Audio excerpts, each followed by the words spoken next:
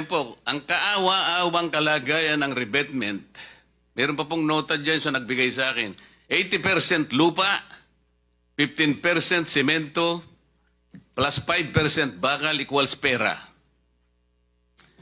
Ano po dapat yung reinforcing bars nitong revetment na ito? Kasi po wala eh. Kahit na po siguro kawayan lang, wala yan eh. Tingnan po ninyo. Wala pa po tubig ito. This is supposed to be, siguro medyo river po ito eh. Tatagal po ba ito, Secretary? Itong ganito? Hindi siguro, Your Honor. I think this is a failure of the structure in itself. So, dapat wala nang siguro. Tsakin mo. Tatagal ba ito?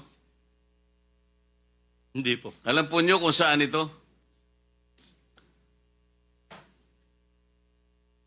Kayang-kaya naman po ninyong ma-identify. Nasaan po yung mga district engineers nyo? Para wag na po sabihin kung kanino galing yan.